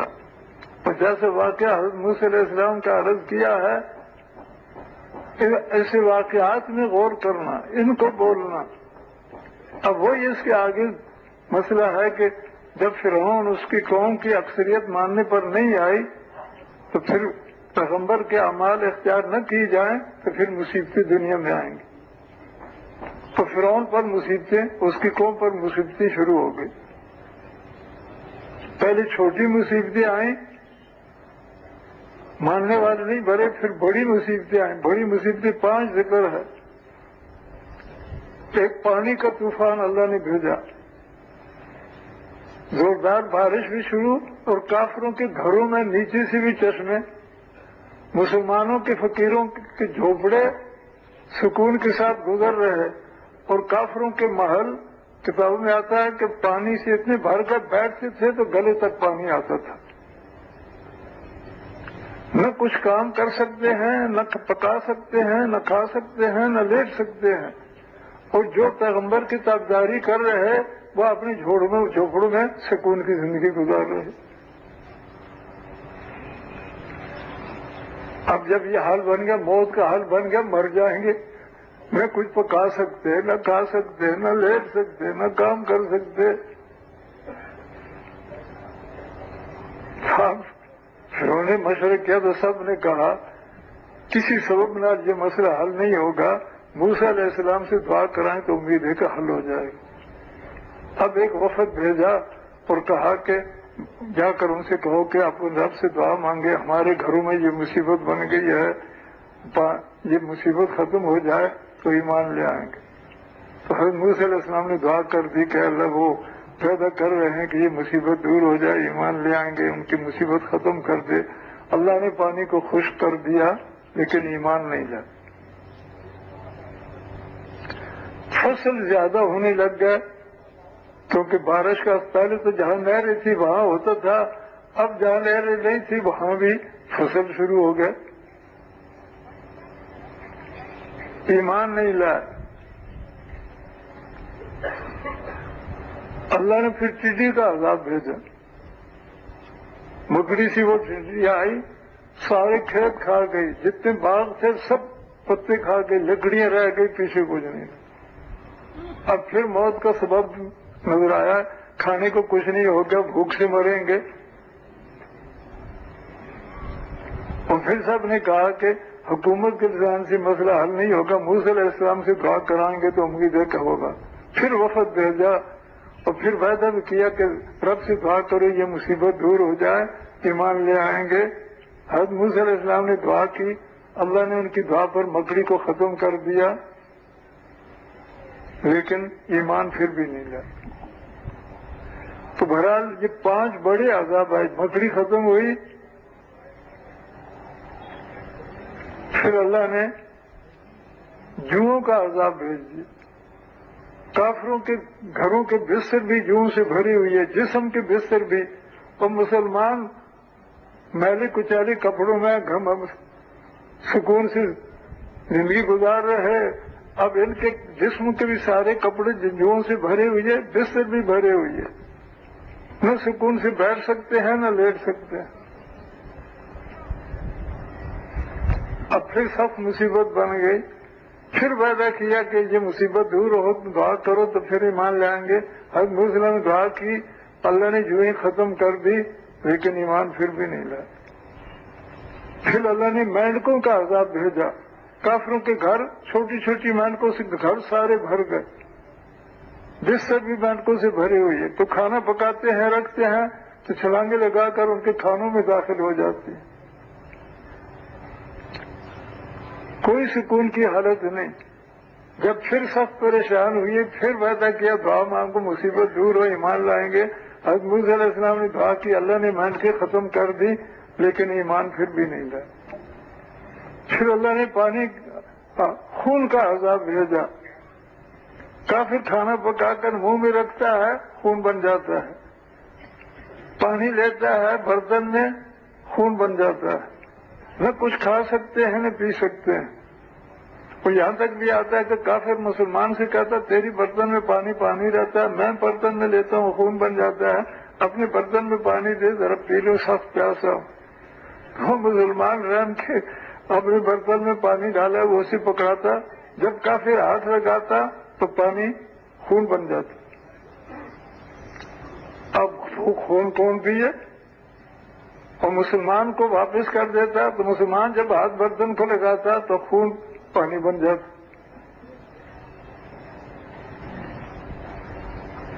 پھر وعدہ کیا یہ مصیبت دور ہو, ایمان لائیں گے. حضرت موسیٰ علیہ السلام دعا کی, اللہ نے اس خون ہونے کو ختم کر دیا, ایمان پھر بھی نہیں لائے. جب 5 دفعہ بار بار وعدے کر کے بھی ایمان نہیں لائے, تو پھر اللہ نے حکم دیا حضرت موسیٰ علیہ السلام کو کہ آپ مسلمانوں کو لے کر نکل جاؤ, فرعون پکڑنے کے لیے پیچھے پڑے گا, اس کو ہلاک کریں گے, تمہیں بچائیں گے. حضرت موسیٰ علیہ السلام تو سب مسلمانوں کو لے کر رات کو نکل گئے.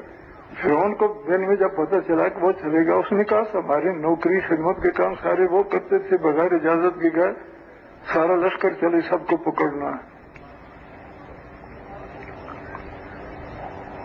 اب پیچھے گیا تو قدرت سے وہ رات کو چلے, اس راستے پر پیچھے فرعون کے لشکر آ گئے, آگے سمندر آ گیا, پیچھے فرعون کے لشکر آ گئے. اب ڈر گئے, کہنے لگے موسیٰ علیہ السلام اب تو 2 موتوں میں سے ایک موت ضرور ہے, رکی تو دشمن کے ہاتھ میں, وہ قتل کریں کیا کریں, آگے بڑھے تو پانی میں ڈوب کر مریں گے. لیکن حضرت موسیٰ علیہ السلام کے دل میں کوئی خوف نہیں, نہ فرعون کے لشکر کا نہ سمندر کا. وہ کہا کلا, ہرگز نہیں, مت ڈرو, رب میرے ساتھ ہے, رب نجات کا راستہ دیں گے.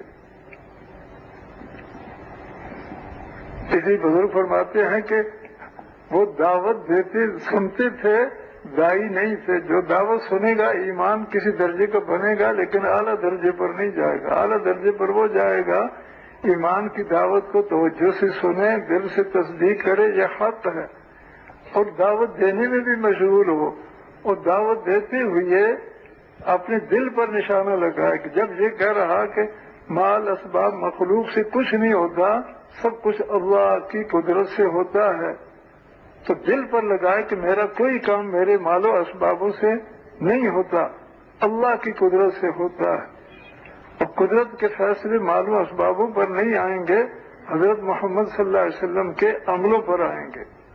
تو دل پر لگائے کہ میری کامیابی حضور کے عملوں سے ہوگی، مال و اسبابوں سے نہیں ہوگی۔ ہاں، حضور کی سنت کے مطابق جو کام کروں گا اس پر اللہ پاک کی طرف سے رحمت برکت آئے گی۔ تو دعوت دینا اور دعوت کو سننا اور تنہائیوں میں دعوت کے مضمونوں کو سوچنا اور قبولیت کے اوقات میں پھر اللہ پاک سے دعائیں مانگنا کہ اللہ حق والا یقین جو ایمان ہے اس کا کمال نصیب فرما، اور ایمان کے خلاف کے اثرات سے ہمارے دلوں کو پاک کر دے۔ دعائیں بھی مانگنا، دعوت میں مشغول ہونا، اور غیر کی نفی کرنا۔ تو اس لیے عبرت کا واقعہ ہے کہ حضرت موسیٰ علیہ السلام کے قوم بنو اسرائیل دعوت سننے والے تھے، داعی نہیں تھے، اس لیے جب موت کے اسباب سامنے آئے تو ڈر گئے۔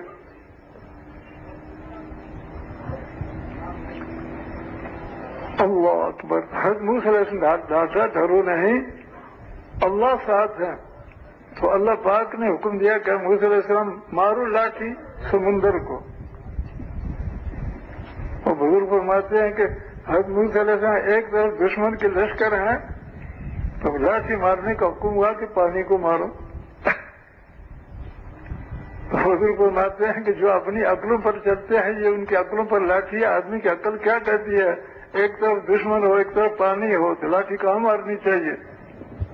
بولو، آدمی کی عقل کیا کہتی ہے؟ ہر ایک کی عقل یہی کہے گی دشمن کو مارے، پانی کو مارنے سے تو چھینٹی اڑے گی، کچھ نہیں ہوگا، دشمن کو ماریں گے جسے لگے گی اس کا تو ساتھ پھٹے گا۔ اس کہتے ہیں اللہ کے حکم آدمی کی عقل سے اوپر کے درجے کے ہیں۔ اللہ کے حکموں میں ادھر ادھر نہ سوچے بولے، جو حکم ہے فوراً عمل کرے۔ تو حضرت موسیٰ علیہ السلام نے بالکل نہیں پوچھا کہ پانی کو کیوں مرواتے، جب کہا مارو سمندر کو، فوراً مارا۔ جب اللہ کے حکم سے لاٹھی ماری تو 12 راستے بن گئے خشک۔ وہ 12 قبیلے تھے مسلمانوں کے، اور ہر 2 راستوں میں پانی پہاڑ کی طرح کھڑا ہو گیا۔ ہر چیز اللہ کے حکم کے پابند ہے۔ پانی کا اپنا مزاج کیا ہے؟ نیچے جگہ خالی ہو تو پانی اوپر رہے گا، نیچے آئے گا، کیا کہتے ہو؟ لیکن ہر چیز اللہ کے حکم کی پابند ہے۔ اللہ جہاں حکم دیں گے وہاں سے چیز نہیں ہل سکتی۔ اب پانی پہاڑ کی طرح کھڑا، ادھر بھی اور بیچ میں خشک راستہ بناؤ، اور فرمایا کہ ان راستوں پر چلو اور راستے کھلے رہنے دو، دشمن انہی راستوں پر آئے گا اس کو ہلاک کریں گے۔ اور کتابوں میں تو یہاں تک بھی آتا ہے کہ جب چل پڑے تو جو حضرت موسیٰ علیہ السلام کے ساتھ تھے وہ کہنے لگے کہ ہم تو ٹھیک چل رہے ہیں، ہمارے باقی ساتھیوں کا پتہ نہیں کیا حال ہے۔ انہوں نے دعا کی تو وہ جو پانی کا پہاڑ تھا اللہ نے انہی میں کھڑکیاں بنا دی، اور پھر سارے ادھر ادھر دیکھ رہے ہیں کہ وہ بھی ٹھیک چل رہے ہیں، ہم بھی ٹھیک چل رہے ہیں۔ تو جو پیغمبر کی تابعداری کر رہے ہیں ان کا ہر مشکل اللہ حل کر دیتے ہیں۔ سمندر ہے تو خشک راستے،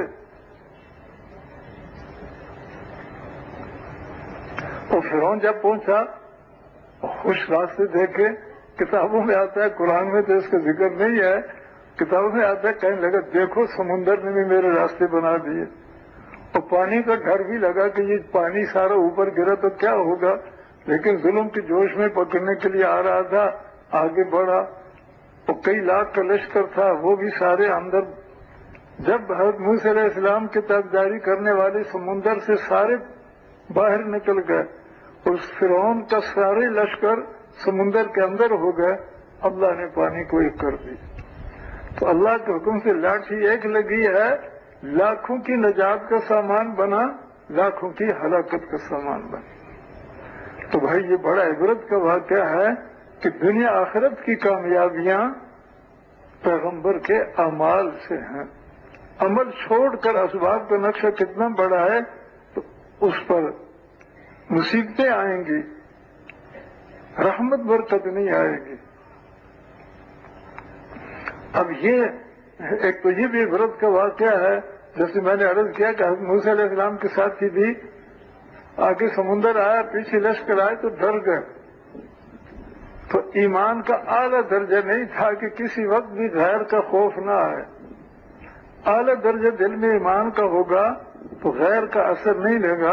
صحابہ کرام کا بھی ایک واقعہ آتا ہے کہ صحابہ کا لشکر جب کافروں کے مقابلہ کرتے ہوئے فتح ملک فرق کرتے ہوئے جا رہے تھے تو آگے ایک بڑا دریا آ گیا، تو کافروں نے یہ سوچا کہ وہ تو اس علاقے انہوں نے قبضہ کر لیا ہے، تو دریا طے کیا کہ جدھر سے مسلمانوں کا لشکر آ رہا ادھر کوئی کشتی نہ رہے، سب کشتیاں ادھر لے جاؤ، تو پھر یہ دریا سے آگے نہیں آ سکیں گے، رک جائیں گے۔ تو صحابہ کا لشکر جب وہاں پہنچا، آگے دریا آ گیا، تو صحابہ کو ماشاءاللہ دل اللہ کی طرف اللہ کرتے ہیں، حضور کے اعمال پر کرتے ہیں۔ تو جو امیر تھے انہوں نے کہا کہ یہ دریا ہمیں جانے سے روکے گا؟ ہرگز نہیں۔ اللہ پاک کی ذات کی صفاتی نام لیے اور بسم اللہ پڑھی اور کہا کہ اللہ ہمیں قدرت سے پار کر دے، اور سب نے اس طرح دعا بھی کی، بسم اللہ پڑھی اور چل پڑے۔ تو تاریخ میں آتا ہے گھوڑے بھی، اونٹ بھی اور پیدل چلنے والی بھی پانی کے اوپر چل رہے ہیں، پورے پاؤں نہیں بھیگے۔ حضرت موسیٰ علیہ السلام کے لیے اللہ نے قدرت سے سمندر پھاڑ کر خشک راستے بنا دیے، اور حضور کی امت کے لیے اللہ نے پانی کے اوپر چلا کر دریا سے پار کر دیا۔ اور تاریخ میں آتا ہے وہ کافر جب دیکھ رہے کہ آدمی بھی پانی کے اوپر چل رہا، نیچے نہیں جا رہا، اس کا گھوڑا بھی اوپر چل رہا، اونٹ بھی اوپر چل رہے، وہ کہنے لگے یہ انسان نہیں ہے، یہ دیو ہے، جن آ رہے ہیں۔ انسان تو پانی میں ڈوبتا ہے، اس کا گھوڑا بھی ڈوبتا ہے۔ اور دل میں اتنا خوف پڑا وہ سارے مقابلے سے بھاگ گئے، کوئی وہاں ٹھہرا نہیں۔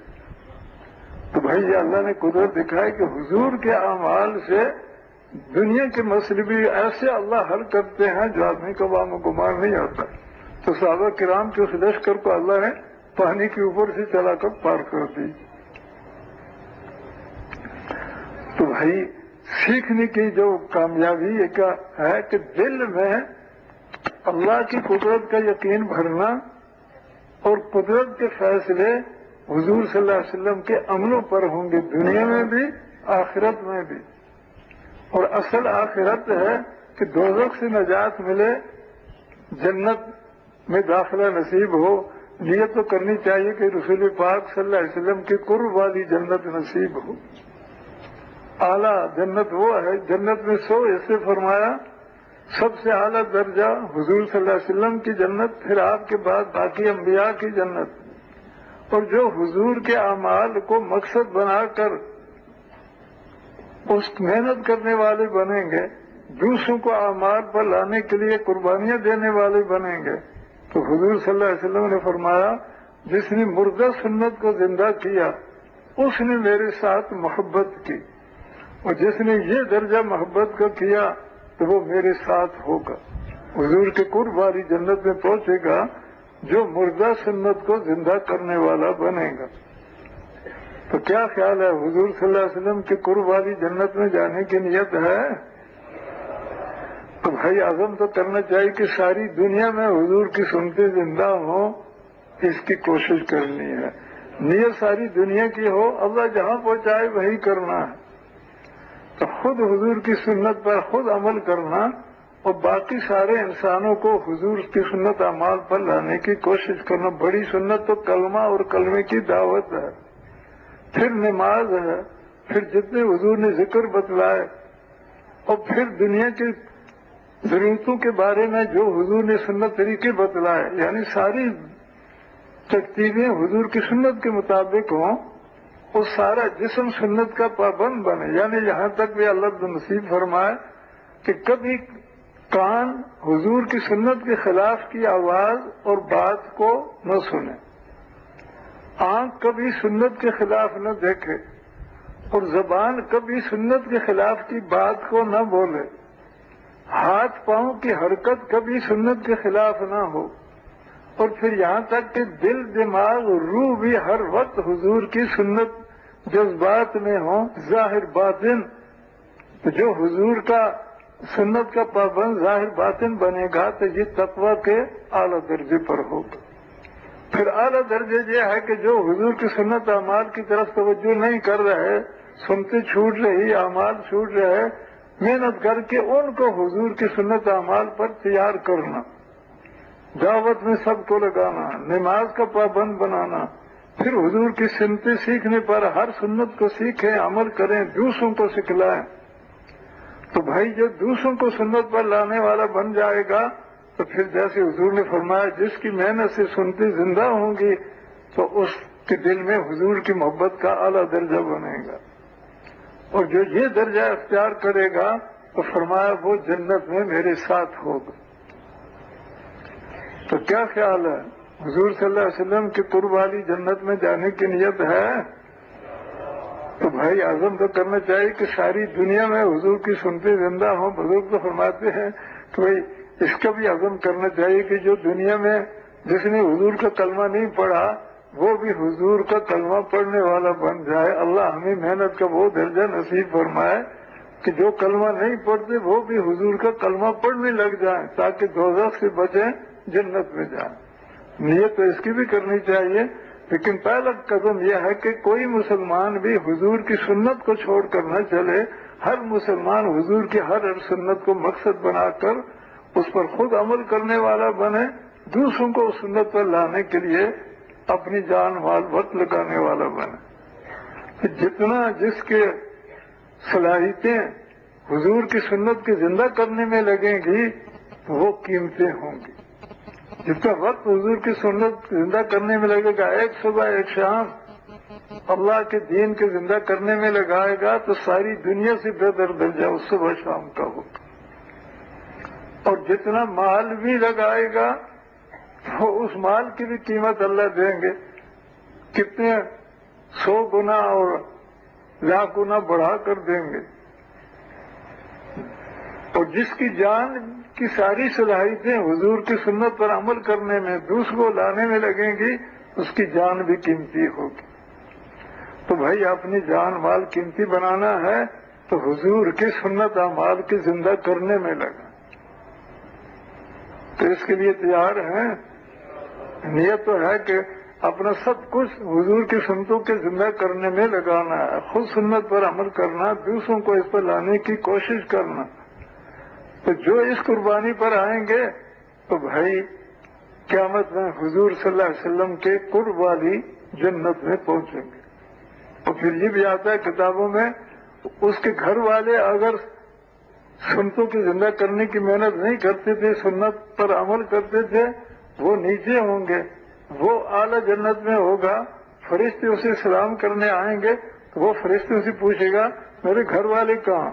تو فرشتے بتائیں گے کہ تم نے تو حضور صلی اللہ علیہ وسلم کی سنتوں کو زندہ کرنے کی محنت کی ہے، اس لیے اللہ نے تیری محنت سے سنتی زندہ ہوئی تو حضور صلی اللہ علیہ وسلم کی قرب والی جنت میں تو پہنچ گیا۔ اور تیرے گھر والے عمل کرتے تھے، دوسروں کو عملوں پر تیار نہیں کرتے تھے، اس لیے وہ جنت میں تو آ گئے ہیں، وہ نیچے کی جنت میں ہے۔ تو وہ کہے گا کہ میں تو اپنے لیے بھی محنت کرتا تھا، گھر والوں کے لیے کرتا تھا، میرے گھر والے تو میرے ساتھ ہونے چاہیے۔ تو فرشتے اللہ کے دربار میں یہ حال عرض کریں گے تو اللہ پاک حکم دیں گے اس کے گھر والوں کو بھی اس اعلیٰ جنت میں پہنچا دیں۔ اور یہ بھی آتا ہے اگر اس کے ماں باپ اس قربانی والے نہیں تھے، بیٹا قربانی والا بنا کہ دوسروں کو سنت پر لانے کی محنت کرتا تھا تو اس کی قربانی پر اس کے ماں باپ بھی اللہ تعالیٰ اس اعلیٰ جنت میں پہنچائیں گے۔ تو بھائی گھر والوں کی بھی بڑی خدمت یہ ہے، ماں باپ کی بھی بڑی خدمت کہ اعلیٰ جنت میں جائیں۔ تو اعلیٰ جنت میں جانے میں ذریعہ ہے کہ بھائی جہاں حضور کی سنتیں مٹی ہوئی ہیں وہاں سنتوں کے زندہ کرنے میں جان مال وقت لگانا۔ تو جو ایسی قربانی والا بنے گا تو اللہ تعالیٰ اسے بھی اعلیٰ جنت میں پہنچائیں گے، اس کے گھر والوں کو بھی، اس کے ماں باپ کو بھی۔ تب ساری دنیا میں سنتے زندہ ہوں، اس کی محنت کے لیے تیار ہیں؟ تو بھائی اس کے لیے نیت تو ساری زندگی کے کر کے کرنا چاہیے. باقی یہ ہے کہ ملکوں کے لیے جن کے قواعد پورے ہیں وہ تو ملکوں میں جانے کا عزم کریں. ملکوں کی جماعتیں سال کے لیے جاتی ہیں، 7 مہینے کے لیے بھی، 4 مہینے کے لیے بھی. اور ملک کے اندر کے لیے بھی دور دراز کے لیے جماعتیں وہ جاتی ہیں جو سال کی ہوتی ہیں. تو اس کے لیے اس قربانی کے لیے کون کون ہے ماشاءاللہ وہ کھڑے ہوں. ابھی جائیں نہیں. تشکیل جو ہے یہ کام کا شروع ہے. بیان کام کی بات ہے اور تشکیل کام کا شروع ہے. تو بھائی کام کے شروع میں بھی ہمارا حصہ ہو جائے جیسی نیت کی ہے تو اس میں ماشاءاللہ پیش کریں. جی جناب، ماشاء اللہ، اللہ پاک قبول فرمائے پوری زندگی.